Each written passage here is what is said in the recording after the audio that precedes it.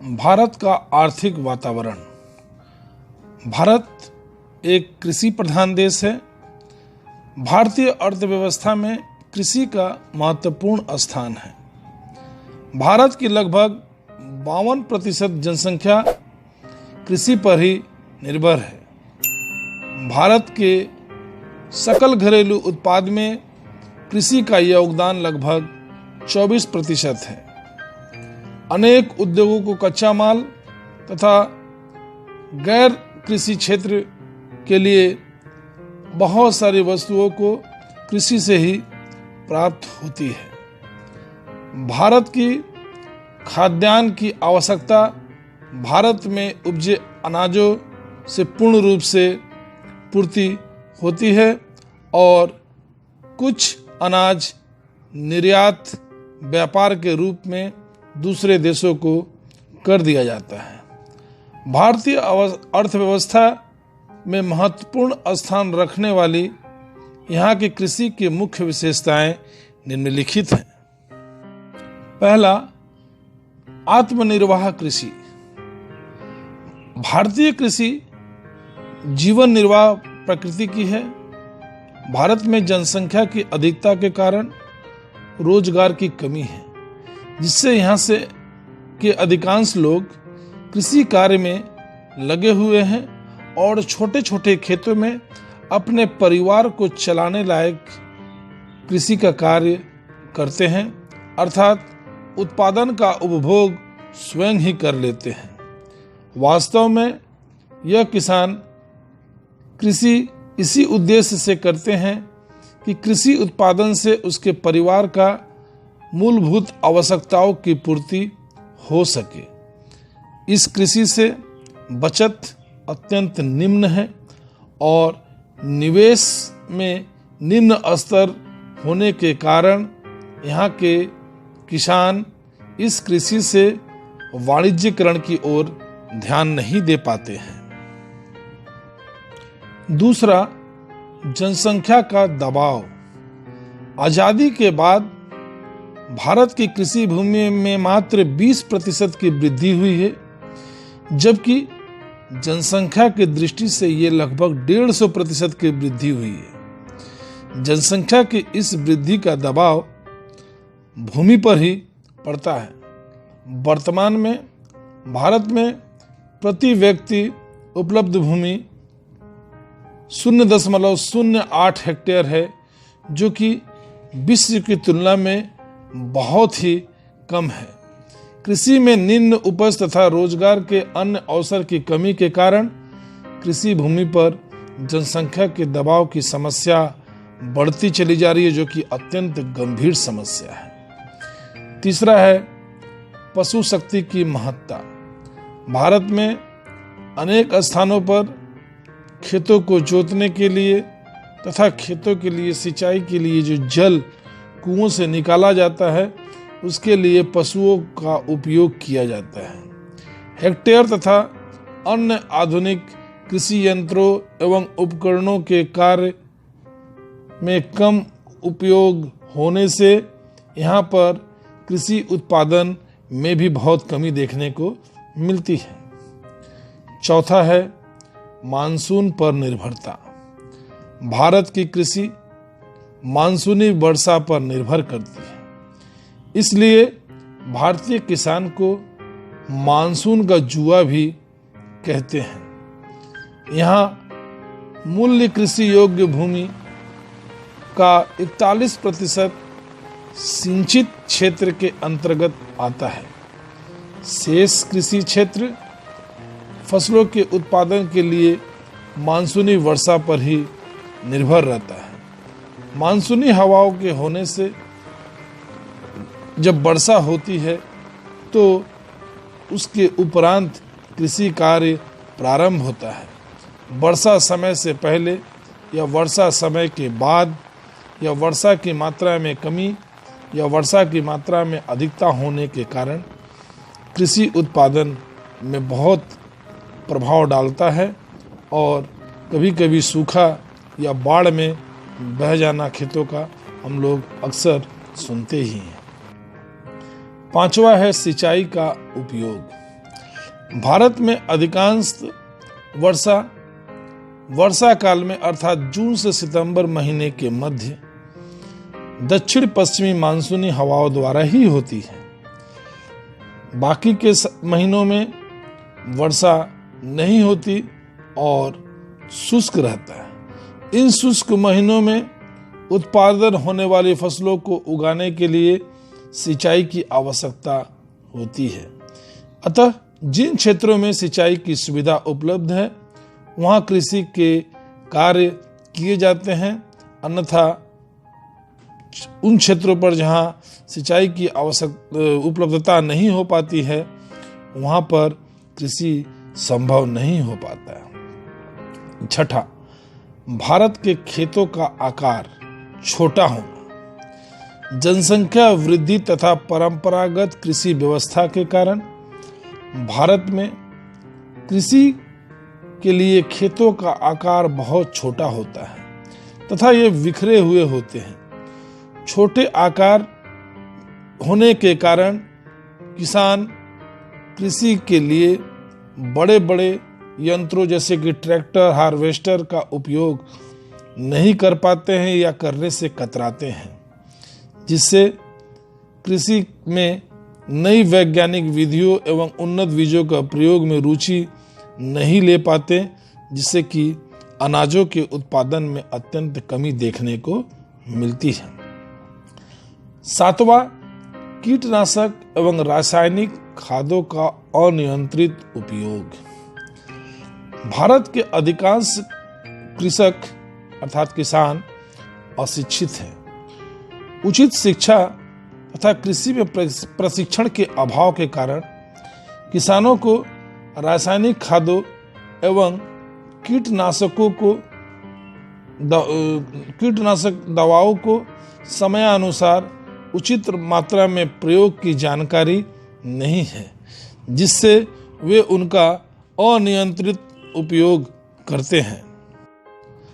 कीटनाशकों एवं रासायनिक खादों में उचित मात्रा में उपयोग नहीं किए जाने के कारण मिट्टी की उत्पादकता प्रभावित होती है तथा जल एवं वायु भी प्रदूषित होता है।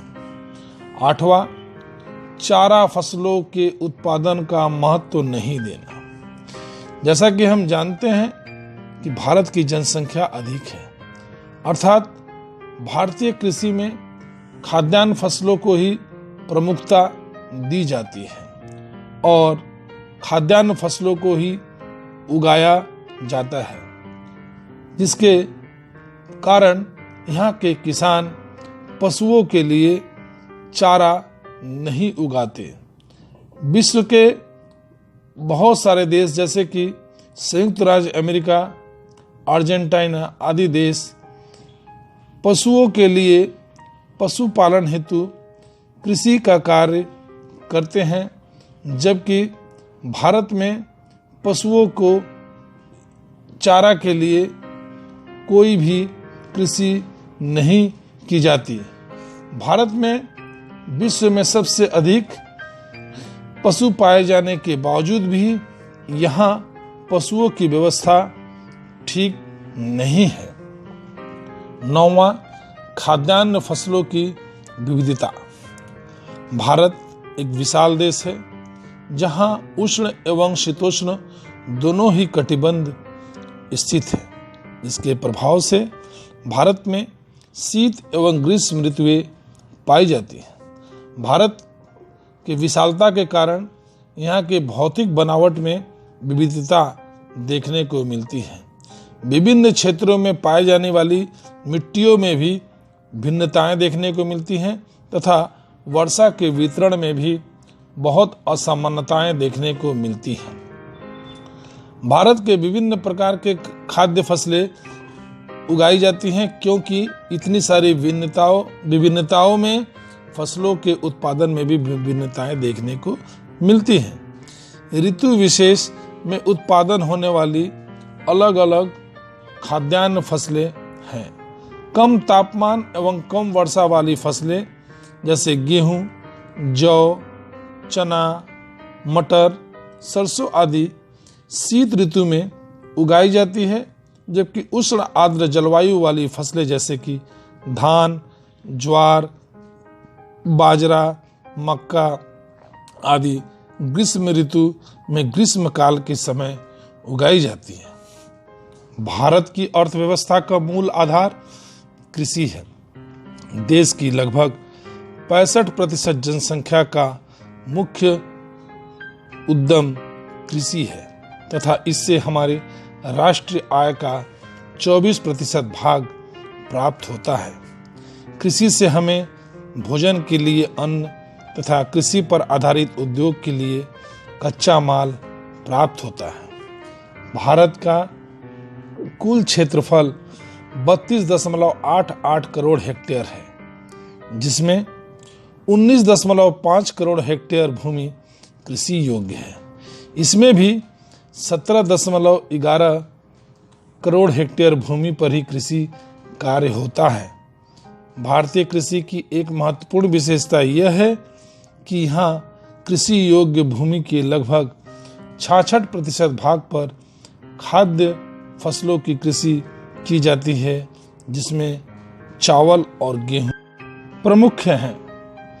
फसलों का वर्गीकरण उपयोग के आधार पर भारत की कृषि उपजों अर्थात फसलों को मुख्य रूप से 4 भागों में विभाजित किया जाता है। पहला, खाद्यान्न फसल जैसे कि चावल, गेहूं, ज्वार, बाजरा, मक्का, चना इत्यादि।